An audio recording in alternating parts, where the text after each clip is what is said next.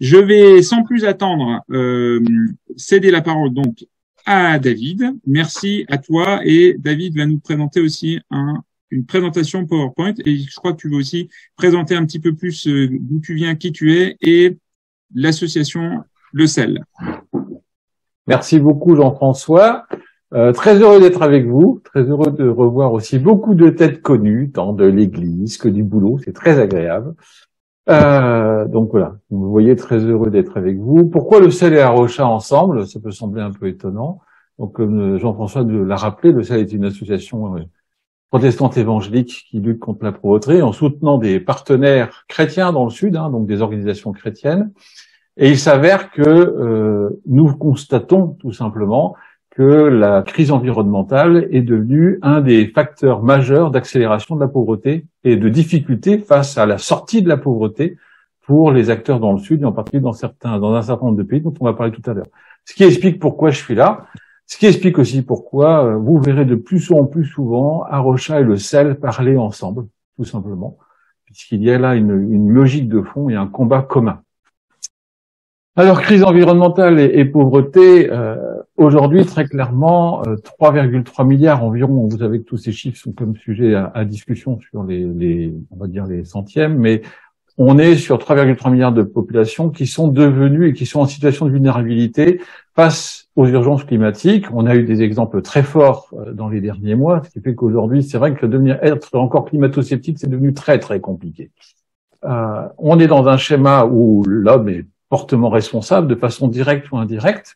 On est là sur des conséquences de comportement dans les pays occidentaux qui impactent les pays du Sud, mais aussi de comportement ou de non-comportement dans les pays du Sud, qui entraînent ensuite des désagréments importants. Les inondations que nous avons eues récemment sur un certain nombre de pays sont pas uniquement liées au dérèglement climatique, mais aussi à l'incapacité de ces pays de lutter contre la corruption et donc de se mettre en ordre de bataille pour résister aux conséquences de ces intempéries.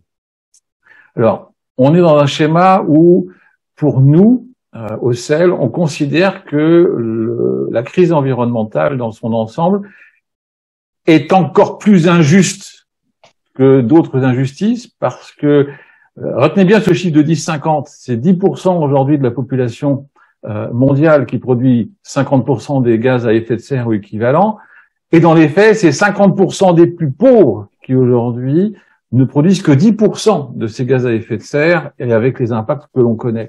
Ce 50-10 marche dans les deux sens et c'est vraiment ce qu'on doit retenir. C'est qu'aujourd'hui, ceux qui ne sont pas les responsables de cette situation sont les plus impactés. Et dans des situations de très grande fragilité. On a une capacité dans le monde occidental aujourd'hui à développer quand même des résiliences, alors des résiliences politiques, sociales et autres, qui n'existent pas aujourd'hui dans les pays du Sud. Ce qui fait qu'on est dans des situations où la survie est encore plus critique. On suppose actuellement, donc ça c'est les derniers chiffres de la Banque mondiale, qu'on irait vers plus de 130 millions de personnes qui seraient aujourd'hui projetées dans la pauvreté. Alors ce qui est compliqué dans l'analyse actuellement, c'est que les impacts aussi du Covid et de la crise économique et aussi de la crise ukrainienne avec les impacts sur la crise alimentaire se cumulent. Et quand nous discutons avec nos partenaires dans le Sud, ils ont du mal à faire la part des choses. Très honnêtement, dans certains cas, les choses sont très évidentes. Très clairement, quand vous avez des températures à plus de 50 degrés qui vous grillent systématiquement toute culture, vous n'avez pas trop de débat. Mais dans d'autres cas, aujourd'hui, on est sur du multifactoriel qui accélère. On est dans tous les cas aujourd'hui dans une situation de très forte injustice qui, pour la première fois depuis très longtemps, augmente et fait reculer les avancées qui avaient été acquises dans les 20 dernières années. Quoi qu'on en dise, les objectifs du millénaire avaient fonctionné sur un certain nombre de paramètres et on était bien en réduction de la pauvreté et c'est effectivement le cas. Mais sur un certain nombre de pays dont on verra tout à l'heure la carte, c'est l'inverse qui se passe. Et les éléments environnementaux sont un des effets accélérateurs de ce retour en plus grande pauvreté. On considère qu'il y a à peu près 74 pays qui sont concernés aujourd'hui par ces impacts et qui vont voir leur situation s'aggraver. Alors, cette carte est très intéressante, je l'utilise régulièrement parce qu'elle est visuelle. Elle vous montre en blanc les zones où, globalement, nous allons aller vers des situations totalement invivables pour les populations. Les catastrophes naturelles qui touchent ces zones, donc on en parle assez régulièrement, hein, c'est le nord de l'Inde, et puis c'est toute la partie de la bande sud-saharienne aussi, où nous avons toute une partie de nos projets au sel, puisqu'on soutient principalement des pays francophones africains, et ils se retrouvent dans cette zone-là, se retrouvent dans des situations particulièrement, en fin de compte, difficiles, voire extrêmement difficiles. Et dans ces pays-là, la crise climatique est en train de devenir le premier facteur de ralentissement de la baisse de pauvreté. La pauvreté baissée, mais elle ne baisse plus que très très lentement. Et la crise climatique en est le premier facteur. Nous avons donc des cas d'inondation dont on parle souvent. Je voulais juste nuancer sur un point parce qu'on a souvent tendance à mettre tout sur le dos de la crise environnementale. Il faut être très clair aussi qu'on est face à des pays dont les schémas politiques et économiques sont complètement désorganisés. Ce qui fait aussi que l'aide internationale, lorsqu'elle n'est pas mise dans les bonnes mains, devient uniquement une facilitation à la corruption, ce qui fait que des montants souvent très importants, je ne parle pas de dons, parce qu'en général le don va directement à des acteurs directs, mais dans le cadre de l'aide internationale, on est sur un certain nombre de cas où aujourd'hui on aurait pu anticiper les situations et on n'a pas pu le faire parce que la corruption est passée par là. Et ça accélère d'autant plus ensuite les conséquences des crises climatiques. Vous voyez, on est dans du multifactoriel, et c'est quand même compliqué. J'avance. Un de nos soucis principaux, c'est que dans les pays du Sud, et Paul le sait, on a des discussions qu'on a déjà eues là-dessus dans le passé, la majorité de nos publics sont des paysans.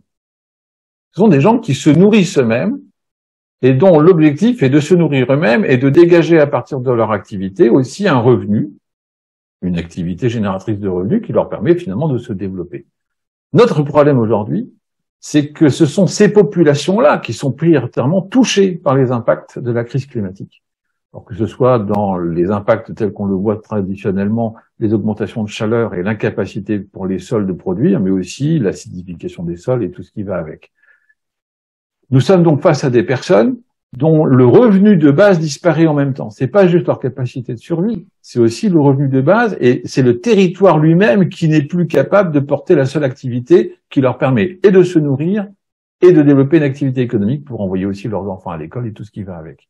Donc, on est là face très clairement à un certain nombre de voies sans issue. On en a déjà parlé avec Jean-François, mais dans un certain nombre de cas, on va être obligé non plus de leur permettre de rester, mais de leur permettre de se déplacer. Et donc, on sait qu'on va avoir un certain nombre de déplacements liés aujourd'hui à la crise climatique et qui vont devoir être accompagnés. Ça fera partie, en fin de compte, de nos choix et de leurs choix.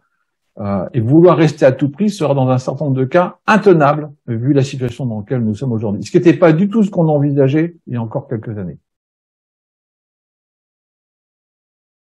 Alors, un point important avant de passer à ce qu'on peut faire, il faut se rendre compte que lorsqu'on parle de pauvreté, la réalité, c'est que la situation touche aussi les plus pauvres ici chez nous. Alors, je mets pas sur le même temps et je veux pas faire une compétition de pauvreté. Mais très clairement, les populations les plus impactées en France par le réchauffement climatique, canicule, inondations, maladies, sont aussi celles qui sont les plus précaires économiquement, celles qui ont le plus de difficultés en termes énergétiques, qui ont des habitats les moins adaptés. Alors, on n'est pas dans le même registre de pauvreté, le système social et économique n'est pas le même, mais dans tous les cas, c'est toujours les plus pauvres des différentes sociétés auxquelles on s'adresse qui sont les plus impactés par les conséquences aujourd'hui de la crise climatique et environnementale. Alors, qu'est-ce qu'on peut faire? On va peut-être pas rester comme sur une note de voie sans issue. Aujourd'hui, on identifie 3 grands axes qui sont tout à fait discutables parce qu'il faut bien avancer. Le premier, c'est de maintenir le développement. Ça peut sembler assez intéressant et compliqué à entendre pour nous parce que dans notre logique, le mot développement, aussi lié à la notion de progrès derrière, est devenu un mot compliqué à assumer puisqu'il est en partie le porteur du dérèglement dans lequel nous vivons. On ne parle pas du même développement ici. On parle en fin de compte de personnes qui n'ont pas besoin de vivre dans la sobriété parce qu'ils vivent au-dessous de cette sobriété. Ils n'ont pas assez pour vivre. Donc on a besoin de leur donner cette capacité. Sachant que cette capacité de développement, dans les pays du Nord, c'est fait au prix des impacts que nous avons aujourd'hui au niveau climatique. Donc il faut réussir à leur permettre de faire un développement sobre. Donc un développement beaucoup plus coûteux. Et ainsi, donc, vous voyez le schéma de responsabilité dans lequel ça va nous mettre. Le deuxième point qui nous semble important, c'est vraiment de leur permettre de s'adapter. une partie des approches de développement ont souvent été basées, dans les 30 dernières années, sur un réancrage dans le contexte traditionnel ou historique de ces pays. C'est un respect de la culture, un retour à des pratiques qui étaient des pratiques vertueuses et traditionnelles, sauf que ça, c'était dans un cadre constant. Le cadre n'est plus constant. Là où précédemment, vous aviez un certain nombre de capacités végétales ou de reboisement, dans un certain nombre de cas, ce sera plus possible. Et on aura beau s'échiner, on n'y arrivera. Donc ça suppose aussi d'introduire de l'adaptation tant dans notre façon de penser que dans la leur. Et ça, c'est aussi un point important. Alors moi, ce qui me rassure, c'est que la capacité d'innovation aujourd'hui dans les pays du Sud, et en partie dans la partie africaine francophone, est impressionnante. Je les trouve souvent beaucoup plus innovants que nous. Donc j'attends aussi de très bonnes surprises de ce côté-là, mais ça veut dire aussi qu'on n'est plus en train de prêcher une forme de conservatisme. Face à cette crise, il faut aussi pouvoir s'adapter. Le dernier point qui nous semble important, c'est qu'on constate, et on l'a vu avec la crise actuelle, on voit une reventilation de l'aide publique internationale pour être reventilée vers de l'aide publique nationale ou sur une aide publique internationale fléchée politiquement. Ce qui était déjà le cas avant, mais on le revoit bouger. Dans les faits, et la crise qui s'annonce, on annonce la crise depuis 2 ans, on l'a pas vue parce que on a dépensé un peu de nom de dingue pour pouvoir y résister, ce que n'ont pas les pays du Sud, je vous rappelle, mais on va pas pouvoir faire ça éternellement. Et on va se retrouver à un moment donné à faire des arbitrages de nations. Là, c'est pas juste un arbitrage de comportement individuel, des arbitrages de nations, et cet arbitrage risque de se faire aux dépens des plus pauvres. Et il faut absolument qu'on milite et qu'on plaide pour que cette aide internationale soit conservée, voire renforcée. Alors, intelligemment, pas n'importe comment, mais par contre, il ne faut pas les abandonner maintenant. Alors, plus précisément, ce que nous recommandons, et quand je dis nous recommandons, c'est le fruit aussi du travail et des échanges avec nos partenaires, j'y reviendrai tout à l'heure, c'est très clairement que dans les pays du Sud, on puisse les encourager à développer un mix d'énergie durable, mais c'est la même problématique que chez nous. C'est exactement la même problématique que chez nous. C'est bien un choix politique avant tout et un choix de moyens économiques. Deuxièmement, c'est de les former à des agricultures diversifiées, parce que quand vous êtes en fin de compte en agriculture mono, vous vous retrouvez dans un schéma extrêmement fragile en cas de difficulté. Et donc, tout un des éléments clés ici, c'est de leur donner une capacité de résilience qui n'est pas toujours disponible, ça suppose de la formation et de l'accompagnement. Très clairement renforcer les accès à l'eau, parce que ça va devenir la bataille de l'eau. Et c'est déjà le cas dans un certain nombre de pays. L'eau est vraiment devenue un enjeu en soi, avec tout ce que ça suppose aussi de violence, de déplacement de population et de difficultés. Soutenir la restauration quand c'est possible, et on a de très très très beaux cas aujourd'hui de restauration de zones humides, et souvent on a du mal à croire que ces restaurations sont possibles, et honnêtement, quand on le voit sur la durée, c'est impressionnant de voir comment un territoire peut totalement changer lorsque c'est bien fait et bien pensé. Former aux enjeux du réchauffement, et ça c'est un vrai enjeu. Pour nous, de l'extérieur, avec cette vision très technique, voire distante, on peut effectivement poser un discours dans lequel on voit les conséquences du réchauffement climatique toucher les différentes zones de la planète. Quand vous êtes dedans, et quand vous êtes, en fin de compte, dans le cadre d'une situation qui est multicausale, il vous est difficile d'affecter, en fin de compte, la cause à son sujet. Et en fait, vous subissez, vous vous battez, parce que vous êtes quand même en situation de survie, et dans les faits, la compréhension des enjeux du réchauffement, c'est pas le sujet. Le sujet, c'est juste de survivre. C'est presque un luxe, les discussions qu'on a ce soir ensemble. Quand vous êtes en situation de grande précarité, ce genre de débat n'est pas le débat. Le débat, c'est juste de réussir à survivre et à fournir ce dont votre famille a besoin et votre communauté. Le sujet du réchauffement n'est pas un sujet, mais il faut qu'il le devienne. Parce que c'est en comprenant ce sujet que ça va aussi amener les efforts d'adaptation et la capacité de gérer les conséquences au niveau local et régional. Dernier point, compensé par la générosité. Ils ne s'en sortiront pas aujourd'hui sans le soutien. Et quand je parle de générosité, c'est aussi bien des particuliers que des institutions. Ne nous leurrons pas, sans l'aide publique au développement, c'est pratiquement 97% de l'aide qui disparaît. L'aide privée aujourd'hui au niveau mondial, ce que fait le CEL et ce que font d'autres, c'est important en termes d'appui, mais fondamentalement, sur la masse globale, c'est un tout petit montant. Donc ça suppose un plaidoyer fort. Il y a eu des plaidoyers il y a des années passées, il y a une vingtaine d'années, sur l'abandon de la dette. Il y a des plaidoyers pour que on ait aussi des niveaux d'usure le plus bas possible. Il faut aussi un plaidoyer pour permettre que la richesse de nos pays n'aille pas uniquement à la compensation des difficultés chez nous, mais aussi à la compensation des difficultés là-bas. Alors, ne jamais oublier quand même que ce plaidoyer, pour nous, il n'est pas un plaidoyer pour les pays du Sud. C'est pour ça que vous nous retrouverez régulièrement avec Arocha. Parce que le producteur principal de ces soucis, c'est pas les pays du Sud, c'est les pays occidentaux, c'est ce 10% de population mondiale qui, globalement, est le responsable par son comportement dans les 200 dernières années du résultat qu'on a sous les yeux. Donc, notre plaidoyer, c'est bien de faire aussi que les plus polluants ici, dans leurs actes généraux, comme dans leurs petits actes, nos actes du quotidien, puissent participer de cette aide qui a un impact indirect, mais réel, sur la situation des gens dans le Sud. Merci beaucoup. Merci beaucoup, David, pour cette présentation voilà, sur laquelle je suis sûr qu'il y aura des questions prochainement. Alors, l'idée, c'était peut-être qu'on enchaîne directement sur la présentation de Sarah et qu'ensuite il y ait des questions qui soient posées à la fois à David et à Sarah en même temps. Alors, je propose donc de céder la parole dès maintenant à Sarah. Donc, Sarah est la responsable de la communication interne chez Arocha International et nous sommes ravis de t'avoir avec nous, Sarah, ce soir. Bon, bonsoir. Comme Jean-François a dit, je m'appelle Sarah et j'habite ici au Courmet chez Arocha France et je fais partie de l'équipe d'Arocha International. Johanna m'a demandé de parler un peu d'Arocha dans le monde et c'était difficile de savoir où commencer. C'est une grande famille, il y a tellement d'histoires et d'exemples.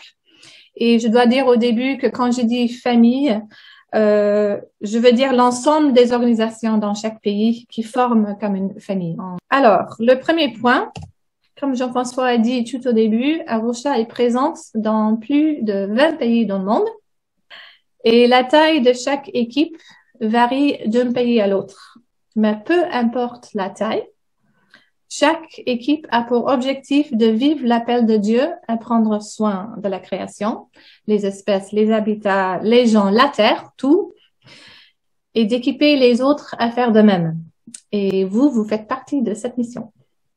Il s'agit de façonner un monde où la nature s'épanouit et où les gens vivent de manière juste et durable.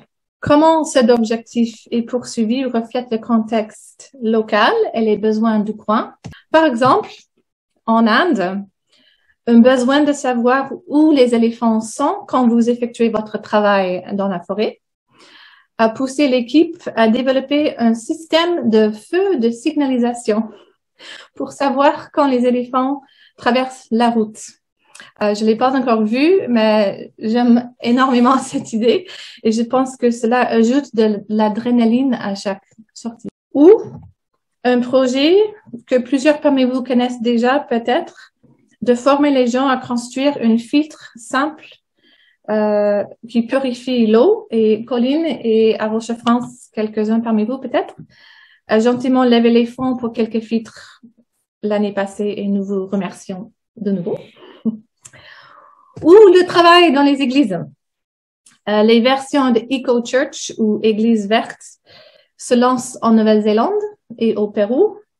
Et au Canada, Arocha a renommé le dimanche qui suit Earth Day en avril Good Seed Sunday et provisionne des ressources pour les églises. Finalement, j'ai décidé avec Johanna d'expliquer brièvement le rôle d'Arocha International, de vous faire visiter un pays en plus de détails, le Pérou, et puis de découvrir plusieurs pays en Afrique par l'intermédiaire de African Forest Program. Arocha International est officiellement enregistré au Royaume-Uni, mais mes collègues et moi sont éparpillés un peu dans le monde.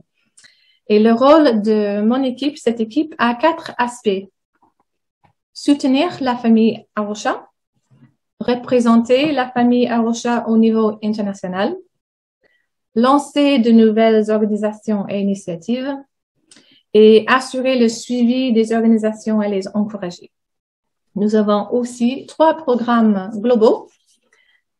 Je traduis. Programme Église et théologie, programme d'études marines et African Forest Program dont je vais vous parler plus tard. Allons au Pérou, si vous êtes prêts. Nous avons choisi le Pérou car il y a une diversité d'activités dans les milieux divers, avec des publics voisins différents, les voisins humains et non humains. Et nous espérons que ces exemples vous inspirent d'agir dans votre coin.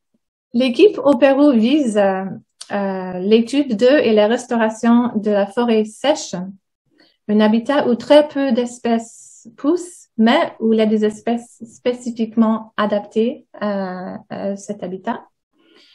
Et l'équipe organise des patrouilles communautaires contre la coupe illégale du bois, soit pour le chauffage, soit pour la fabrication du charbon. Et ils mettent aussi en place des pépinières, des espèces locaux et des campagnes de plantation. Comme vous pouvez voir, c'est très sec. C'est une forêt. Là, c'est une photo de la forêt dégradée, mais c'est incroyable qu'il y ait des choses qui se poussent dedans. Ils pensent à leurs voisins humains aussi, aider les membres des communautés pauvres à vivre aux moyens de subsistance durable. Par exemple, c'est un exemple ici de l'installation et des systèmes de cuisson écolo. Les briques sont faites de la boue et sont fabriquées par les membres de la communauté.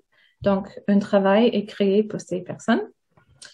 Et ce système réduit de moitié la consommation du bois et du charbon et produit beaucoup moins de fumée. Donc, c'est beaucoup plus sain dans la maison. Ils organisent le nettoyage de la forêt et ils font des ateliers d'artisanat afin de sauvegarder et partager la connaissance artisanale et utiliser les matériaux locaux et écolos et aussi vendre des produits non ligneux qui contribuent à une autre façon de créer une moyenne de subsistance durable qui respecte la forêt aussi. Ils travaillent avec les enfants et leurs familles. Il y a des clubs après l'école et à l'église sur les thèmes de l'environnement. Et à droite, vous pouvez voir, ils commencent à planter des jardins sur les terrains de deux églises. Donc, c'est une église là à gauche et comme vous voyez, le jardin n'est pas encore énormément verdante, c'est le mot. Mais dans un endroit, il y a très peu d'espace vert, même des plantes, ça commence comme ça, que les enfants, on espère qu'ils peuvent être touchés par la nature et commencent à comprendre les liens. Et n'oublie pas non plus l'intérieur ou le contenu de l'église. Iglesia Verde a été lancée et l'équipe a créé un cursus sur la théologie de la création qui va être piloté dans une église locale à Lima cet automne. Donc, on est très reconnaissante que aussi on commence à avoir des ressources qui ne sont que en anglais. Il y en a en français maintenant et maintenant en espagnol. Donc. Et ils pensent aussi à leurs voisins un peu plus loin et ils planifient un projet de conservation en collaboration avec les communautés indigènes de l'Amazonie péruvienne. Je n'ai pas encore les détails, c'est un tout nouveau projet, mais j'attends avec plaisir d'apprendre ces nouvelles. C'est une équipe assez petite, il y a 8 personnes, la plupart à temps partiel, mais qui a beaucoup d'impact. Donc, ça m'encourage aussi que nous pouvons être tout petits, mais on peut avoir un impact.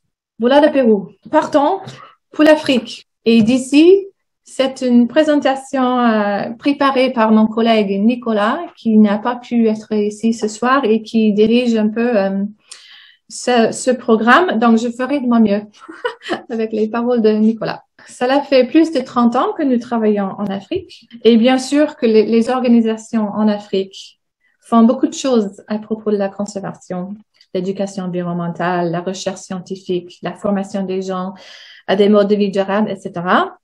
Mais pour ce soir, je vais vous présenter surtout leur travail pour la protection des forêts d'Afrique qui subissent une pression incessante. 6 organisations Arusha International et ces 5 pays que vous pouvez voir sur la carte, se sont réunis afin de combiner leurs expertises et leurs expériences afin de préserver 50 000 hectares de forêts riches en biodiversité, mais menacées. En travaillant plus étroitement ensemble, le programme encourage une écoute réciproque et les collaborations. et créer un espace d'échange et de partage des idées et des compétences. Les 5 projets rassemblent des initiatives bien établies et d'autres plus récentes. Et tout a commencé par une inspiration dérivée de l'excellent travail de conservation des forêts d'Arusha Ghana et d'Arusha Kenya et des possibilités futures que nous avons tous vues au Nigeria, en Ouganda et maintenant en Afrique du Sud. Au fur et à mesure, nous avons vu en action l'adage bien connu: le tout est plus grand que la somme des parties. Et puis, le programme est opérationnel depuis 2020. Alors, au Kenya, il y a un centre sur la côte depuis 20 ans, 30 ans, je pense, mais l'équipe a commencé à viser une forêt qui s'appelle Dakacha, nommée une zone de biodiversité clé, à 3 ou 4 heures à l'intérieur du pays. Arusha Kenya est en train d'établir une réserve afin de préserver les habitats d'une vie sauvage riche et diversifiée, tels que le sanglier à croupion doré, endémique, Golden Rumped Elephant Shrew, si vous voulez savoir en anglais, ou le pituduc d'Irène, qui font partie des 24 espèces de mammifères et des plus de 200 espèces d'oiseaux recensées. C'est un habitat qui est menacé par le développement de l'agriculture monoculture, comme pour les plantations d'ananas. Pour Dole, vous dites Dole, c'est une grande société qui vend que les ananas et donc ils veulent acheter ce terrain et nous, on veut le protéger. Le graphique en bas montre comment la réserve a été élargie et augmentée depuis 2018, de très peu jusqu'à 6 000 hectares et le but est d'aller jusqu'à 16 000 hectares, une taille assez grande d'avoir un vrai impact sur les populations de ces oiseaux et ces animaux. Cette réserve est le point de départ pour des connexions avec les églises, les écoles et les agricultures voisins afin de promouvoir la protection de Dakacha et d'aider à développer des stratégies de subsistance sensibles à l'environnement. Au Ghana, Arusha Ghana lutte pour la protection de la fantastique forêt d'Atewa. C'est une forêt avec une très riche diversité de vie et qui fournit de l'eau potable à Accra pour 5 millions de personnes à Accra, la capitale. Atewa abrite plus de 100 espèces figurant sur la liste des espèces menacées de l'UICN, dont certaines ne vivent que à Atewa. Et malheureusement, dans notre avis, le gouvernement a passé un accord avec la Chine pour extraire de la bauxite de la forêt, un processus très destructeur. En gros, la moitié de la montagne doit être enlevée pour extraire la bauxite. Il y a également des activités illégales comme l'extraction de l'or, du braconnage et d'abattage d'arbres pour le bois de chauffage. Une grande lutte. Et là, mais il y a du soutien international. On a même un tweet de Leonardo DiCaprio qui est pour la protection d'Atewa. Donc, il commence à avoir une pression internationale contre le gouvernement. Donc, on verra ce que ça donne. En plus de le travail de suivi dans la forêt, Arusha Ghana a pris l'étape il y a 18 mois à peu près avec 6 autres organisations.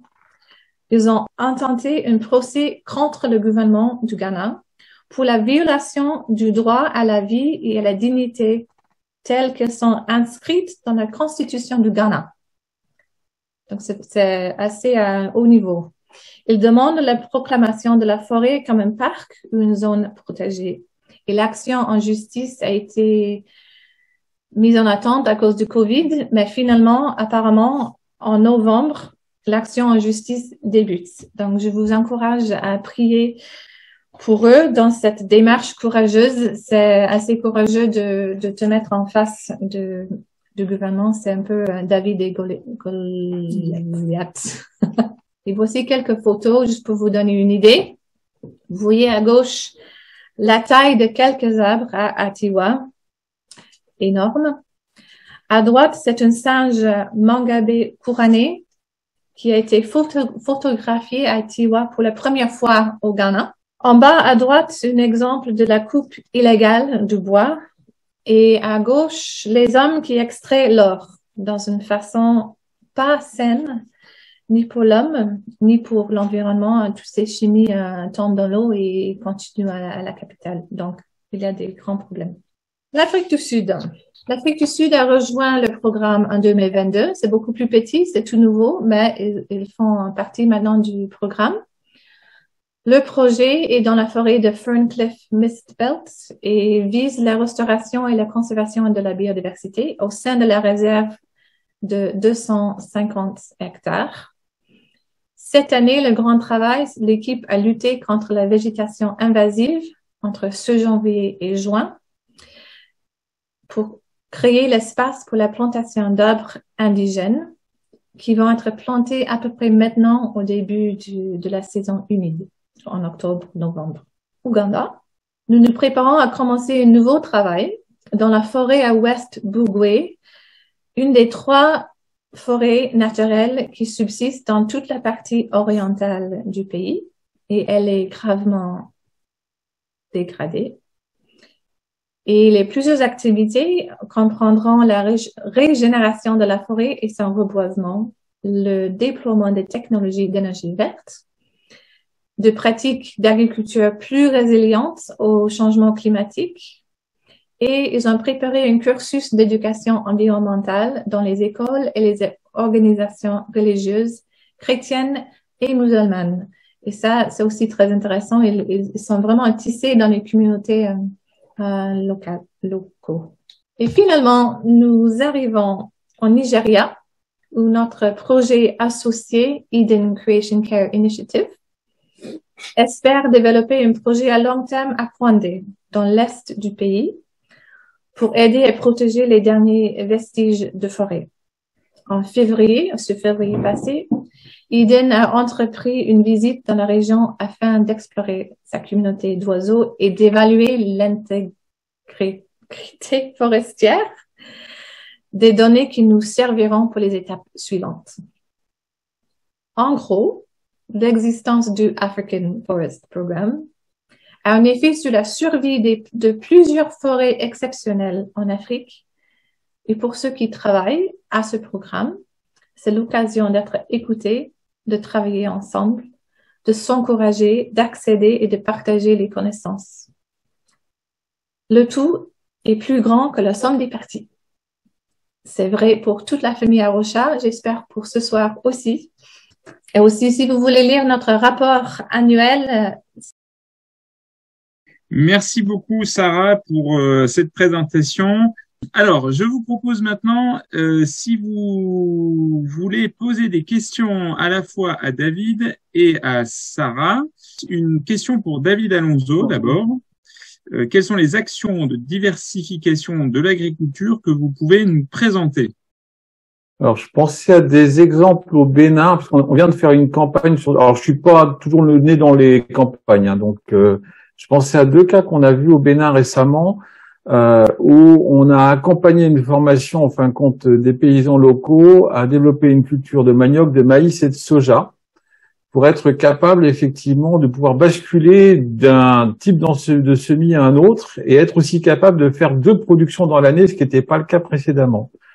C'est un premier point, et ça a été vraiment pour eux un cercle vertueux. C'est une structure qui s'appelle APRID, alors ils ont toujours des noms assez longs, Agence des projets de renforcement et des initiatives pour un développement durable. C'est une action qui a été menée sur les 3 dernières années, et parallèlement, il y a aussi tout un travail pour les aider à pas simplement cultiver ces différents types de semis, mais être capable aussi d'en faire un certain nombre de produits de transformation, qui leur a permis, en fin de compte, de faire une vraie valorisation du produit.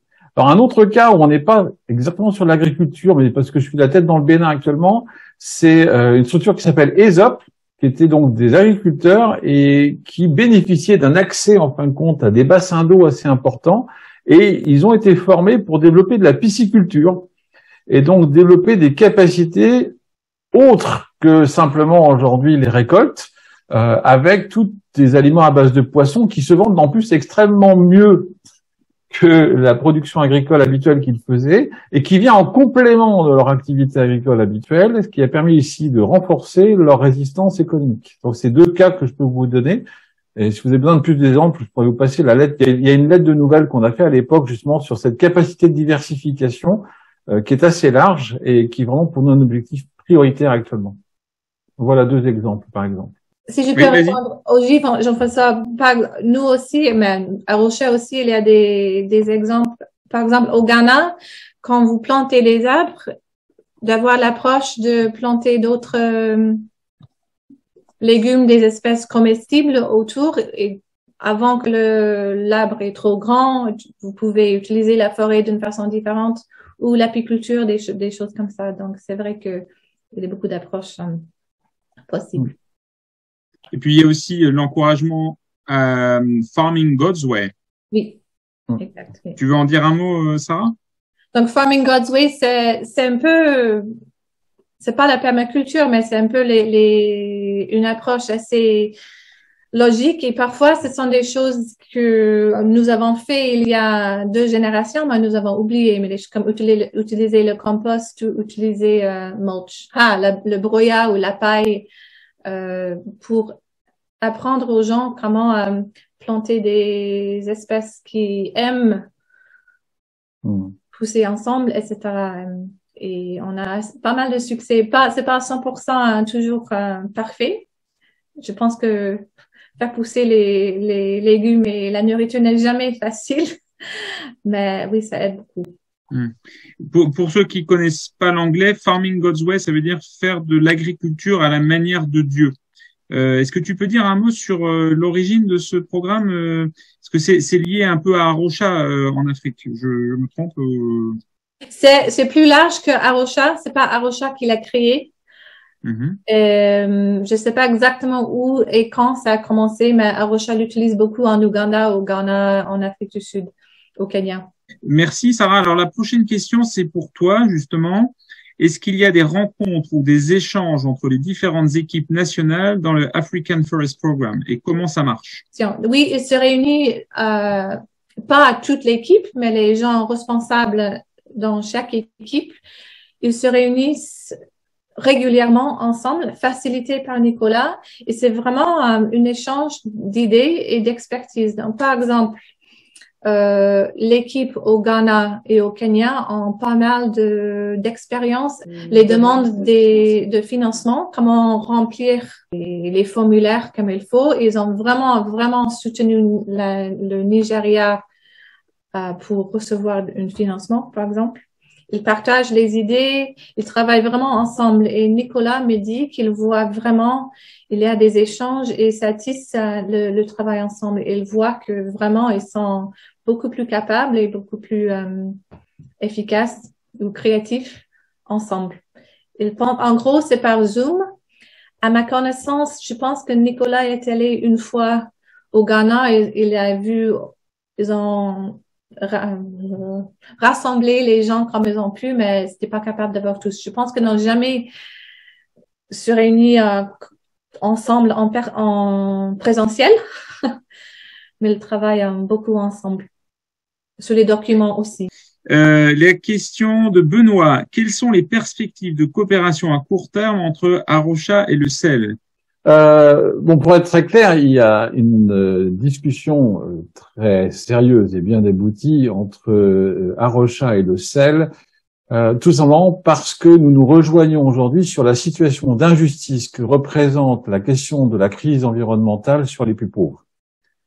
Et comme nous sommes conscients que les causes de cette crise qui se situe en Occident doivent être absolument traitées pour pouvoir gérer aussi les conséquences qui touchent aujourd'hui les populations les plus pauvres, nous souhaitons sensibiliser, mobiliser les chrétiens protestants et évangéliques en particulier sur cette question. Et comme vous le savez, c'est pas toujours un sujet facile dans le protestantisme évangélique.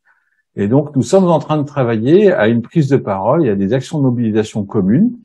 On est aussi conscient que l'appui biblique et théologique n'est pas toujours si solide que ça et que pour beaucoup de personnes qui s'engagent, le besoin de fonder cet acte dans une compréhension de ce qu'est aujourd'hui la création et de ce qu'est la place des plus pauvres dans cette création doit être refondée et réaffirmée. On est conscient qu'il faut resensibiliser régulièrement l'ensemble de la population à la réalité de cette crise et aux faits qui l'animent. Et pour cela, ça suppose une mobilisation, alors aussi bien à titre individuel que collectif, ça on est très clair dessus, et aussi bien dans le cadre d'une mobilisation au sein des églises que dans un cadre plus global pour faire pression sur nos politiques et nos économiques. Voilà, donc on travaille dessus, ça va être long, on sait qu'on est sur un sujet compliqué, mais on a défini il y a déjà un certain temps au sein du CEL que c'était une priorité de travailler sur ce sujet, et comme on considère que Arocha est quand même beaucoup mieux placé que nous pour aborder une partie de cette thématique, on a souhaité le faire avec eux. Voilà. Voilà, et on est ravis de cette collaboration. Ouais. Alors, question de Sylvie maintenant. Le projet Grande Muraille Verte dans toute la région subsaharienne. Arocha s'y associe-t-elle? Ça, c'est une bonne question pour Nicolas. À ma connaissance, non. Pas parce qu'on l'aime pas, mais on est limité en capacité. Qui suit à ta question suivante, Sylvie. Comment nous mettons en place nos divers programmes? C'est un peu mélangé, la réponse. Parfois ou souvent, c'est des gens qui sont inspirés par Arocha ou des gens qui ont vécu une expérience à Arocha, qui rentrent chez eux et qui commencent à faire quelque chose, ou ils entendent parler de nous, ils font contact et après tout un processus et tout ça, ils font partie de la famille. Parfois, nous visons, ce serait bien d'avoir quelque chose en Amérique latine, par exemple. On a très peu dans le monde Global South, dans le sud, qui parle espagnol. Mais on est limité en capacité aussi. Donc, pour le moment, on est plutôt réactif ou on grandit un peu comme une famille grandit. Donc, c'est un peu éparpillé. Mais on commence à essayer de viser où ça peut être bien d'être en partenariat avec les gens, peut-être. Nous avons aussi un réseau de friends, des amis d'Arocha. Et ça, les gens qui nous découvrent ou nous les découvrons. Donc, c'est un peu organique. Oui, merci Sarah. Donc, les initiatives viennent des citoyens, alors, si je comprends bien. Oui, en gros, citoyens, ça inclut, oui. Enfin, citoyens chrétiens, bon voilà. Et en tout cas, des personnes qui sont sensibles à la problématique et qui font alors. Oui, donc ça dépend. Normalement, nous suggérons que les gens commencent petits et qu'il faut voir un noyau. Il faut une personne seule, c'est trop difficile pour la personne, je pense. Non, nous les encourageons de commencer, de trouver un noyau, de prier, de mettre des petites choses en place. Ils peuvent commencer comme amis ou projets associés. Donc, on a des niveaux différents aussi où les gens peuvent faire partie de la famille. Et puis, peut-être ça grandisse, peut-être ça reste petit. C'est pas un jugement. Et puis, notre équipe Arocha International investit beaucoup au niveau de l'énergie dans ces conversations parfois, ça peut durer 8 ans, 10 ans puis tout d'un coup, ça départ ou pas. Ou on a des gens qui nous contactent, il faut que nous fassions la recherche s'ils sont vraiment chrétiens ou s'ils sont vraiment ce qu'ils font, ce qu'ils disent qu'ils font. Donc, il y a beaucoup de ce travail, ces conversations derrière. Oui, on ne donne pas c'est pas une aide de finance. Oui. Mais, donc ça, c'est une des premières questions. Quand je reçois des questions, nous aimerions faire partie d'Arocha, je dis, on n'a pas de finance. Et ça révèle si la suggestion est solide ou pas.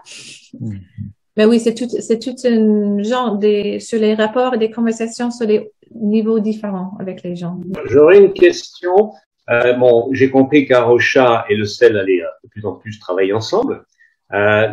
Pour faire un petit peu peut-être la suite du questionnement de Sylvie, est-ce que vous allez faire de la même façon qu'il y a un dimanche CEL, un week-end CEL dans les églises que vous proposez avec des ressources? Nous, on est convaincus, mais comme l'a dit David, c'est un sujet qui est parfois compliqué à aborder dans nos milieux protestants évangéliques. Et je me disais que si on pouvait s'appuyer sur justement une date déjà, un dimanche particulier, alors pas que ce soit juste ce dimanche-là, mais entrer de cette façon avec des ressources, sensibiliser un peu de cette façon et voir le lien qu'il y a entre les questions environnementales et le problème de la pauvreté. Alors, je peux répondre à cette question parce que justement, on est en train de préparer une ressource qu'on va proposer à nos ambassadeurs d'utiliser pour le dimanche 13 novembre, donc dans un mois, un peu moins d'un mois, pour alerter. Donc, ça sera pendant la conférence sur le climat qui aura lieu en Égypte à ce moment-là. Ce sera le dimanche du milieu de la conférence. Et l'idée, ça sera de proposer un petit texte rapide de présentation un petit peu des enjeux. Donc, ça sera vraiment un paragraphe court et puis une prière. Voilà, pour inciter en fait nos ambassadeurs mais vous pouvez bien sûr, on peut vous envoyer le matériel même si vous n'êtes pas ambassadeur dès maintenant. Je vais vous remettre peut-être on va vous remettre dans le chat l'email des ambassadeurs pour qu'on puisse vous communiquer ce matériel. Ça sera, disons, déjà un peu pour marquer le coup de cette première étape. Et puis, on espère pouvoir développer ça un peu plus dans un futur proche. Voilà. Mais vous pouvez prier pour nous parce que c'est l'étape qui vient, c'est justement de concevoir tout ça. Oui. Et on le sait, il faut être très humble face à ces sujets. On a souvent envie de convaincre notre prochain. On l'aime profondément, même quand il pense pas comme nous. Et la difficulté, c'est qu'en fait, on le convainc pas beaucoup. Et donc, toutes ces approches pour permettre de sensibiliser aujourd'hui l'Église, et l'Église protestante évangélique en particulier, ça doit vraiment être le fruit d'un discernement spirituel. Oui. Parce qu'il va falloir trouver le chemin du cœur. Et je pense qu'on va y arriver. Il faut qu'on y arrive, mais il va falloir le faire avec un immense respect de ceux à qui on s'adresse. Oui. Alors, on a déjà un noyau, quelques personnes dans notre communauté. Nous-mêmes, nous sommes convaincus. Et d'ailleurs, on voudrait être ambassadeur. Mais comme tu dis, David, on veut. Si on provoque un mur d'opposition, on n'y arrivera pas. Donc, exactement. Il faut y aller. Et vraiment sur une base théologique. C'est vraiment que Dieu dirige les cœurs, effectivement, les éveille, je ne sais pas. C'est spirituel, c'est d'abord spirituel. C'est aussi spirituel, tout à fait. Non mais nous on se réjouit pour le moment, donc ça veut dire que c'est plutôt dans la bonne direction. Voilà, mais n'hésitez pas en tout cas si vous souhaitez. Encouragez-nous. Voilà, si vous souhaitez en savoir plus sur le programme ambassadeur et je vous invite à prendre contact donc avec ma collègue Johanna qui nous écoute, qui va intervenir tout à l'heure, mais qui vient de mettre l'email ambassadeur@arrocha.org. Donc prenez contact avec vous et on va poursuivre la conversation. Merci.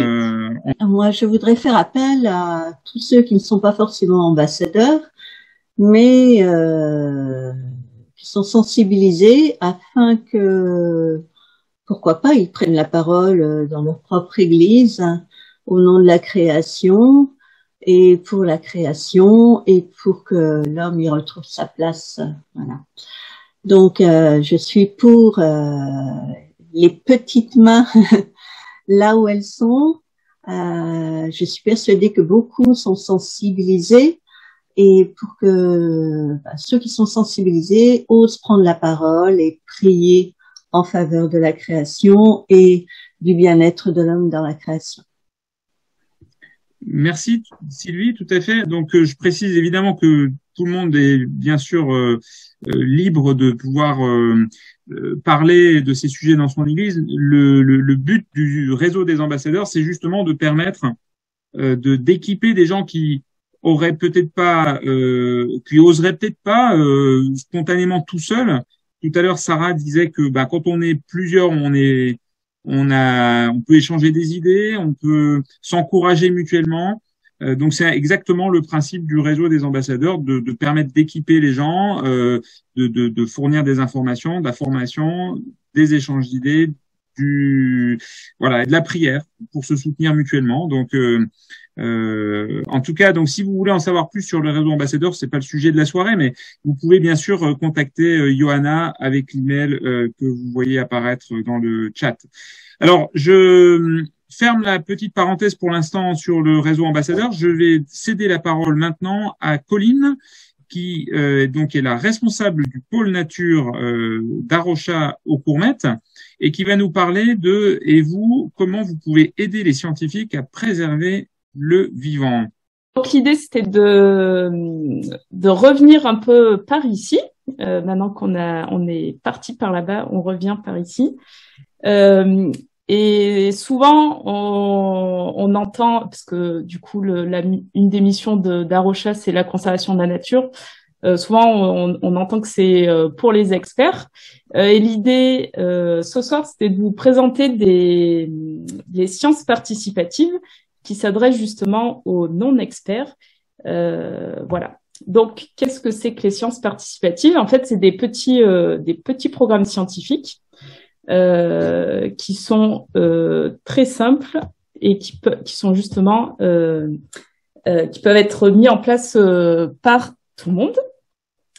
Ce qui est aussi souvent, on entend parler, par exemple, Arocha travaille beaucoup sur des espèces menacées, des espèces rares, mais il y a aussi toute cette biodiversité ordinaire, celle qu'on voit au pied de nos arbres, dans nos rues. Le petit rouge-gorge qui est juste là en train de chanter.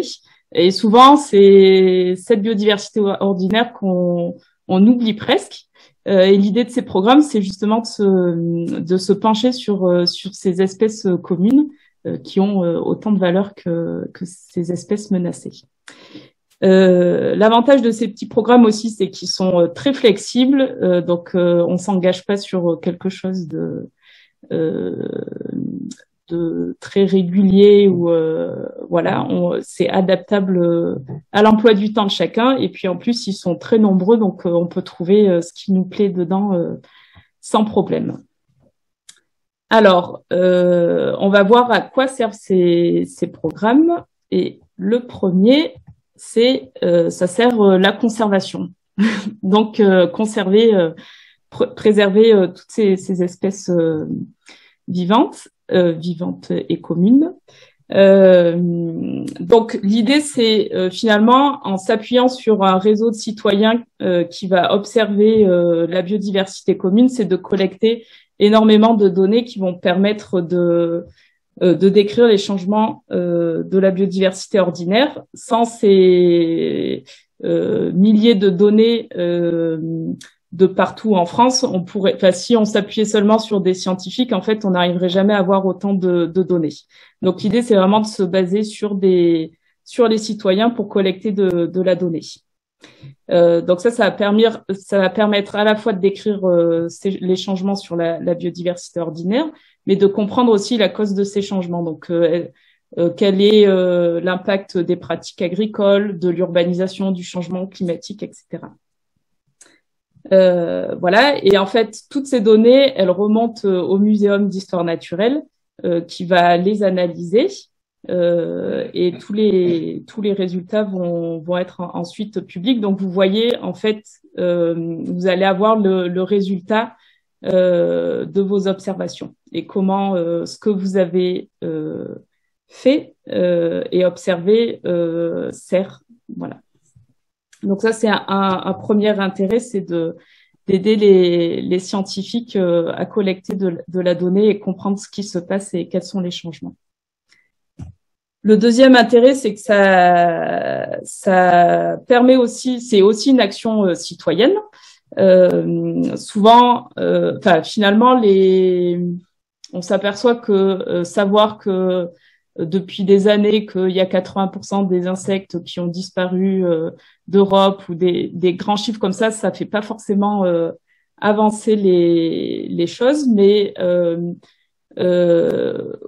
ça permet quand même de rendre publique la crise de la biodiversité. Et ces données, en fait, elles sont utilisées aussi par le muséum pour orienter les politiques publiques. Par exemple, il y a un programme sur les insectes et les résultats du petit programme de sciences participatives a permis d'influer sur les décisions politiques, par exemple sur la fauche des bords de route. Donc ces données, elles servent quand même, elles servent pas juste à alerter, mais il y a aussi des actions et des décisions concrètes qui sont appliquées derrière. Et bien sûr, ça sert aussi à évaluer l'efficacité de ces politiques. Voilà, donc ça c'est un deuxième point. Et le troisième point qui est peut-être en fait dans notre perspective chrétienne le plus intéressant, et c'est aussi quelque chose que moi je vis dans mon travail d'écologue et de suivi scientifique, c'est tout ce qui est finalement lié à la contemplation. Finalement, de mettre en place ces petits programmes de sciences participatives, ça va vous permettre de connaître votre lieu de vie et de rencontrer vos voisins non humains, donc les petites espèces végétales et animales. Et en fait, souvent, on s'aperçoit pas que la vie, elle est là, surtout en ville. Si vous êtes en ville, on se dit il n'y a pas de vie dans les villes. Et si vous prenez en fait le temps d'observer, vous allez vous apercevoir qu'il y a plein de vie de partout. Voilà. Donc c'est aussi, ça va vous permettre de prendre un petit temps de pause dans votre journée pour contempler la création de Dieu, louer le Seigneur pour celle-ci. Et puis c'est aussi vous pouvez transformer ce temps-là en temps de prière. Voilà, donc c'est aussi avant tout de créer ce lien à la nature, d'être dans cette vraie rencontre. Et vous allez voir que si vous commencez à observer les petites bêtes et les petites plantes qui sont à côté de chez vous, vous allez finalement vous faire plein de nouveaux amis non humains. Et si vous passez, par exemple, une saison à observer les plantes qui sont au bord de votre trottoir, et le jour où le cantonnier vient et puis met des herbes, vous allez pas être content parce que toutes vos observations de plantes vont disparaître devant vous, et vous irez peut-être agir et dire à la mairie, moi je suis pas d'accord du fait que vous désherbiez mon trottoir. Donc c'est aussi de recréer ce lien à la création, c'est aussi derrière agir pour toutes ces espèces animales. En pratique, c'est pas très difficile. Alors, c'est soit vous avez un jardin, soit vous avez juste un balcon, soit vous avez même un parc public à côté de chez vous, et ça suffit pour agir. Donc souvent c'est tout le temps c'est des protocoles très simples et très flexibles. Grosso modo, vous prenez un temps d'observation et vous notez le nombre d'individus d'une espèce qui pendant 5 minutes sur votre jardin, et vous remontez vos données. Donc c'est très simple. Donc c'est souvent, chaque petit programme a un site internet ou une application, et vous avez des guides pour vous aider à identifier les espèces. Donc là, je vous ai mis une slide avec plein de programmes qui existent. Donc vous voyez, il y en a qui concernent les insectes, d'autres qui concernent plutôt la flore, d'autres plutôt les saisons et le changement climatique, comment le changement climatique influe les saisons. Sur la forêt, si vous habitez en bord de mer, vous avez 2 programmes sur la mer. Vous avez aussi sur les oiseaux. Donc ça, c'est les principaux et ceux qui sont nationaux. Et puis après, vous avez plein de programmes qui sont régionaux. Donc si vous allez sur le premier lien que je vous ai mis tout en haut, là, vous avez les programmes de sciences participatives qui existent. Donc, vous en avez parfois qui sont juste départementaux ou régionaux. Et du coup, là, vous pouvez choisir. Et puis, il y en a sur les hérissons, sur plein d'espèces différentes. Donc, vous avez 2 choix pour pour choisir votre programme. Soit vous allez vers un programme dont les espèces vous intéressent, soit l'autre choix, c'est aussi de choisir celui où vous aimez pas les espèces. Donc, si par exemple vous n'êtes pas fan des escargots, vous pouvez justement choisir le programme des escargots pour apprendre à mieux les connaître et à les aider. Donc, c'est deux choix possibles. Et donc, vous pouvez aller sur le site Viginature, là. Donc, ça, c'est des programmes, les principaux programmes.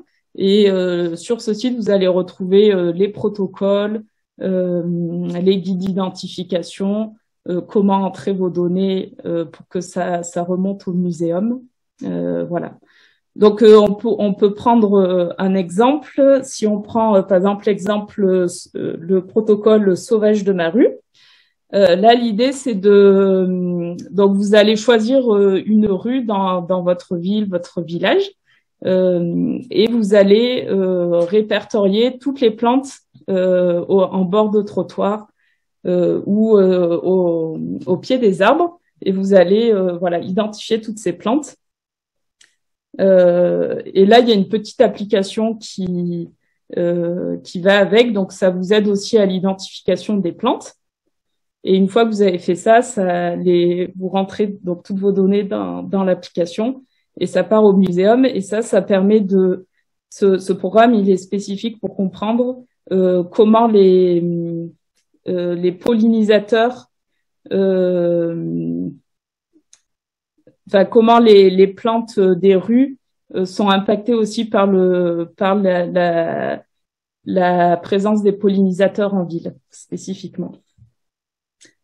Voilà, donc c'est toujours à peu près le même principe. Donc voilà, vous pouvez choisir si vous voulez faire une aussi belle photo que la première photo du diaporama, vous pouvez faire le programme Spipol.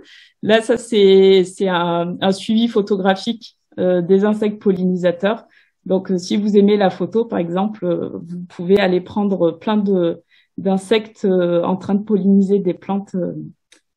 Est-ce qu'on peut contribuer à préserver le vivant aussi en ajustant nos modes de vie pour qu'ils soient moins consommateurs? Bien sûr que c'est l'essentiel, mais on s'aperçoit quand même que quand on crée un lien à cette nature, quand on la connaît et on arrive à identifier et voilà à nommer ces espèces.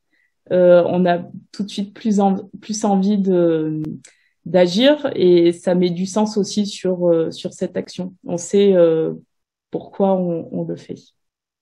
À quel programme participe Arocha en particulier? Question de Benoît. Alors, au Courmet, justement, on a développé un petit projet pédagogique autour des sciences participatives.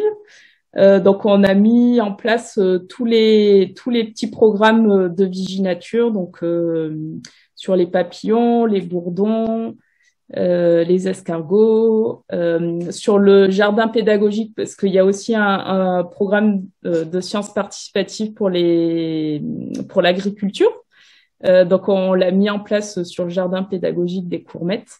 Et l'idée, c'est donc on fait ça. Donc, c'est aussi pour que les bénévoles, les volontaires s'impliquent dans un travail de conservation, même s'ils sont pas, c'est pas leur spécialité. Mais aussi, on fait en parallèle et en lien avec ça, on propose des petites animations sur ces sciences participatives aux randonneurs qui passent aux Courmettes. Par exemple, il y en a souvent aussi qui viennent pique-niquer aux Courmettes sans savoir ce qu'ils font, enfin ce qu'on fait plutôt, et qui sont sur un lieu naturel sensible. Et donc ça nous permet de les sensibiliser et de les encourager à se mettre à leur tour à observer la biodiversité. Alors par rapport à ce que disait Colline, là, je crois que c'est important aussi de regarder ce qui se fait autour de nous. C'est-à-dire que, par exemple, nous avons eu le privilège de pouvoir contribuer à la classe de la biodiversité, une initiative sur notre territoire. Et à cette occasion, on a eu, par exemple, une soirée pour identifier les oiseaux, apprendre à identifier les oiseaux qui sont dans notre environnement. Et après, le lendemain, ça c'était en soirée, un vendredi, et le samedi, on est sorti avec des spécialistes pour identifier les oiseaux dans notre proche environnement. Et ça nous a préparé après à contribuer, par exemple, à un comptage des oiseaux de jardin. Donc, ce que je veux dire, c'est qu'il y a moyen aussi de prendre part aux initiatives locales. Voilà, Arocha, c'est super, mais il faut aussi s'impliquer, je crois, dans les initiatives locales. Notre faune a pu participer à une sortie papillon. Il y a des sorties oiseaux nocturnes aussi, par exemple. Et je crois qu'en tant que chrétien, on peut dire des fois, tiens, tu es là, tu t'intéresses, ouais, pourquoi? C'est des fois une façon aussi de témoigner, de dire pourquoi on est passionné par la création de Dieu, tout simplement. Participer aux initiatives locales. Merci Marc. Alors Arocha, je vais laisser Colline. Arocha encourage tout à fait les initiatives locales et les participations à des groupes locaux, et on crée aussi des groupes locaux pour que des chrétiens puissent justement faire ça, se joindre à des groupes déjà existants ou proposer des actions au niveau local. Effectivement, il faut se renseigner, mais il y a le ministère qui s'occupe de tout ce qui est écologie finance en fait des atlas, ce qu'on appelle les ABC de la commune, donc les atlas de la biodiversité commune. Et donc il y a énormément de villes qui font des inventaires des espèces de leur ville, et il y a plein d'animations, de sorties pour découvrir toutes ces espèces. Donc ça c'est effectivement intéressant. Et juste pour préciser, tous ces programmes, en fait, c'est pas des programmes d'Arocha. Du coup, Arocha encourage, et nous, quand on encourage les personnes à mettre en place ces programmes de sciences participatives, c'est justement d'agir localement et de travailler en partenariat avec d'autres organisations qui sont non chrétiennes. Bonsoir à tous, bienvenue aux personnes qui se sont connectées pour la première fois à ce webinaire Arocha. Je suis Johanna, la coordinatrice du réseau ambassadeur, dont du coup vous avez beaucoup entendu parler ce soir. Et voilà, ce webinaire a été conçu. Si le réseau vous intéresse, vous trouverez toutes les infos sur notre site internet. Mais vous pouvez prendre le temps de la réflexion aussi avant de devenir ambassadeur. Je ne vais pas vous emboucher dès ce soir. Par contre, on peut se donner rendez-vous pour le prochain webinaire qui sera le jeudi 17 novembre. Et là, on parlera d'écolieux et d'habitat partagé. Une dernière petite annonce. Alors, pour l'été prochain, au domaine des Courmettes, nous organisons une semaine qui sera en gros un séminaire de formation. On fait ça en partenariat avec le GBU et avec un autre partenaire surprise, quand on annoncera plus tard, pour garder un peu de suspense, qui ont envie de participer à la préparation de cette semaine, à savoir contacter les intervenants potentiels, organiser l'emploi du temps, s'assurer que il y a tout le matériel pour les interventions, voilà, essayer de construire cette semaine. On est à la recherche de personnes motivées pour aider. On va pas vous prendre tout votre temps, hein, c'est 1 heure par-ci, 1 heure par-là. Peut-être un petit peu plus à un moment donné quand il faudra vraiment fixer tout le détail de l'emploi du temps. Merci beaucoup, Johanna. Effectivement, il y a eu pas mal de petites micro-coupures.